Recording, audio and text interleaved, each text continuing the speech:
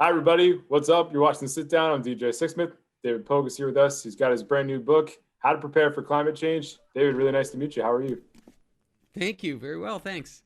We got matching copies. I like it. You like that? There's a thumbnail for the video right there. So, you've obviously spent a huge chunk of your career covering the world of science. And listen, climate change is something that's been in the conversation for a really long time, but it feels like more people are starting to take it seriously right now. I feel like we're well behind on that conversation. But what was it like putting this whole book together? Yeah, it's interesting about that because it seems like almost everything you read about our response to climate change is about, as they say, mitigating it. It's like how to lower your carbon footprint, stop putting more greenhouse gases in the air, and that's super important, and we need to keep doing that hard and fast, 100%. But almost nobody's been talking about the other approach, which is to adapt and cope with what we've already got.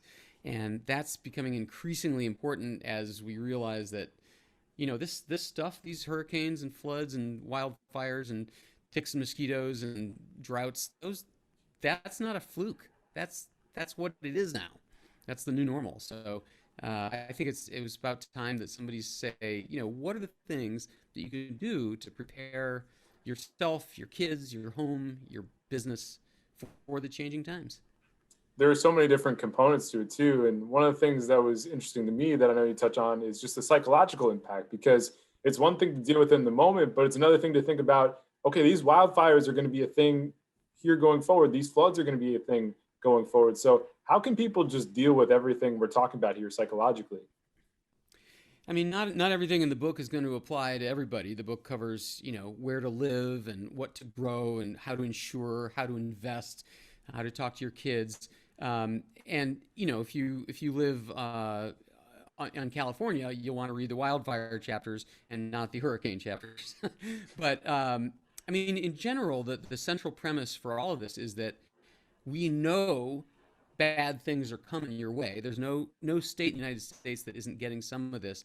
We don't know what the date is going to be, but if a disaster is coming in, it's inevitable. Why wouldn't you get ready for it?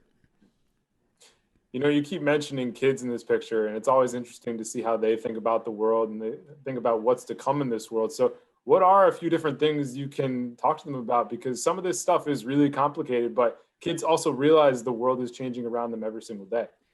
Yeah, I will admit to having been wrong when I sat down to write the chapter about how to talk to your kids, because I've got three kids, and my instinct is protect them, make them think the world is a safe place. Don't upset them with alarming statistics and news, and that is in fact how I had always approached the changing climate. I'd kind of like not brought it up. I talked to five child psychologists for that chapter, and they all said that's not the right approach. That kids already know. They've heard it from YouTube videos. They've gotten it at school or from friends, and that if you try to minimize or sugarcoat the problem at home, they're going to wonder, is it even worse than mom or dad is telling me? So for that reason, they recommend being frank about what's going on in the world, not just here but in other countries, but also, of course, age appropriately and with an equal measure of the truth about what's being done about it. The world's best scientists are working on this problem. We just elected a president who cares very strongly about fixing the problem, and above all, we, your parents, will always be here with you to help you through whatever comes. Those conversations are super important, and getting the truth in those conversations is obviously huge. I mean, misinformation about many topics, but especially with climate change, has been a problem in the past. And listen, this is no surprise to you, but there are a lot of people out there who don't believe in climate change, and you address this in the book. So how can we begin those conversations where so much has been fractured in our politics, but especially in climate change, even just people calling it global warming? How do we take the next step in that conversation? Yeah, I mean, it's interesting because I'm not exactly sure what we mean when we say climate deniers or people not accepting climate change. Are we talking about people who don't think that the climate is changing, who aren't looking out the window and seeing that it was the hottest year ever measured last year with the Right. most number of hurricanes? I don't think there are very many people like that. I don't think there are very many people left who say, oh no, this is all the same as it was when I grew up in the 80s. I don't think that's happening. I think there are still people who don't believe that this is human caused, that the people who say this is all just a natural cycle, they've always existed. But even those numbers are getting surprisingly small. A year ago was the latest American poll, and it's 32% of Americans put themselves in that category of thinking this is a natural cycle, which sounds high, but it's also the lowest it's ever been. It's dropping about 5% a year. So I think the times are changing and the political attitudes are changing. But to answer your question, this is something else I learned from researching the book: is you cannot change somebody's mind with facts, figures, and statistics. You will only make them retrench. Study after study has shown that. So arguing, the number of hurricanes and the acres of wildfire and the number of degrees we're going to be at by 2150, it's not going to change anybody. I heard someone say, you can't change somebody's mind with facts of an opinion that wasn't formed by facts in the first place.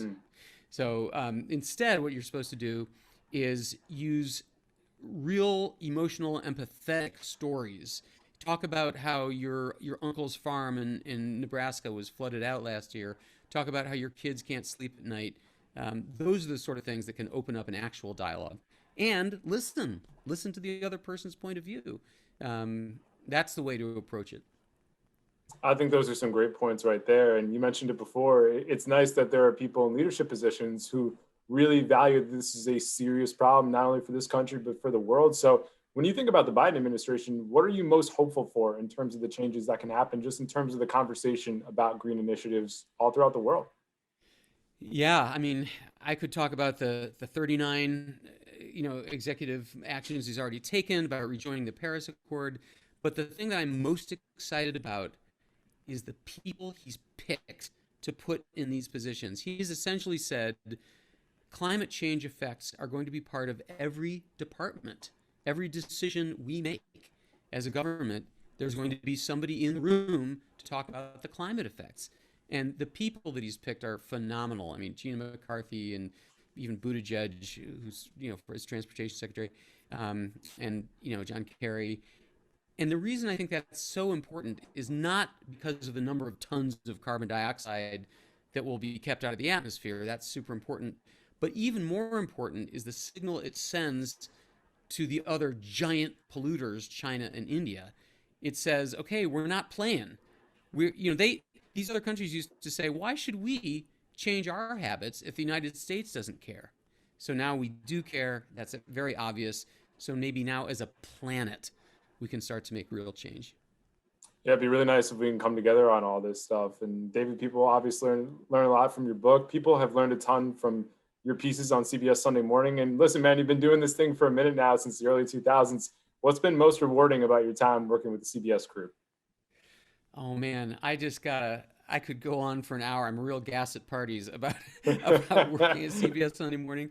This show is, I mean, viewers can probably tell what it's like as a family. But I mean, first of all, the stories are long, 7, 8, 9 minutes long. So as a correspondent, we can really dig into a topic.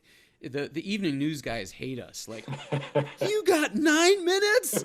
I have to tell my story in 45 seconds. Yeah, that's unheard of on TV. I mean, that's a really huge deal, man.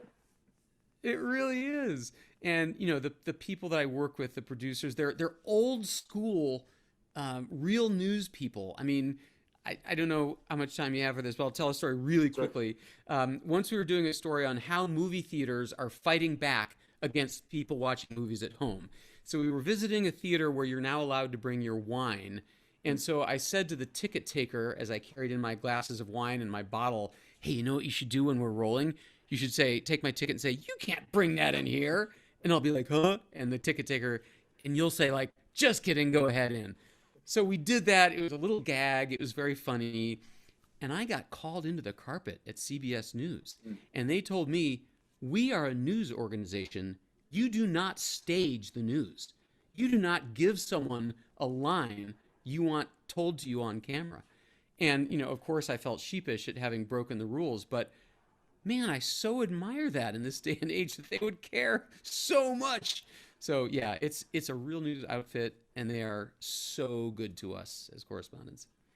That's a great story. It just goes to show this great situation you have at CBS. And David, you do awesome work, and really looking forward to reading all of this in your book. Thanks so much for joining us, and best luck with everything going forward. All right. Thank you, DJ. Really appreciate it.